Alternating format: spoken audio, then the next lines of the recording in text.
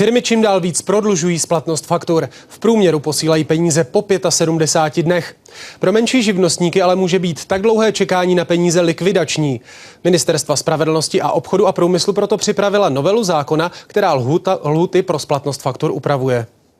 Pan Tomeček má středně velkou firmu a o tom, co to znamená, když firma nedostává peníze za svoje služby včas, by mohl napsat román. Dohromady má dodnes v pohledávkách 2,5 milionu korun. Museli jsme propustit zhruba asi 10 lidí, měli jsme i některé živnostníky, kteří byli na té firmě závislí. Protahovat dobu splatnosti je teď mezi podnikateli evidentně trend. Posílání peněz odkládají, co to jde. Na svoje peníze tak někdy můžou živnostníci a firmy čekat podle odborníků na platební morálku i 75 dní. Jakmile se zpomaluje ekonomika, tak pochopitelně firmy přestávají investovat. Některé firmy, které mají ty peníze, tak si je, jak se říká lidově, šetří na horší časy. Prodlužující se doby splatnosti ale ovlivňují hlavně malé firmy. Ty někdy čekají na svoje peníze i 2 měsíce a to je může i zruinovat.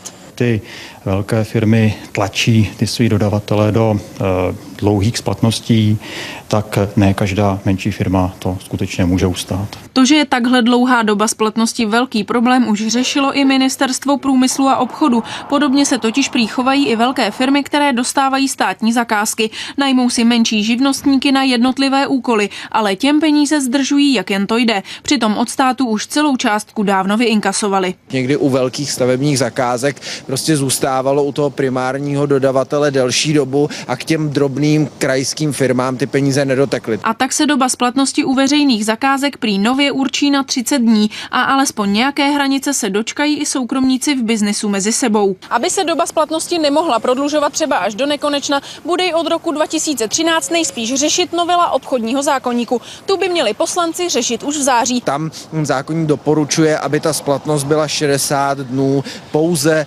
pokud by vlastně, řekněme, to bylo velmi nutné, tak lze nastavit tu lhůtu splatnosti delší. Co to ale znamená, že to bude opravdu nutné, zákon už neříká. Pracuje pouze s formulkou, že lhůta nesmí být hrubě nespravedlivá. Otázkou tak je, jestli svoji morálku firmy díky novému zákoníku vůbec změní. Michaela Nováková, Prima FT.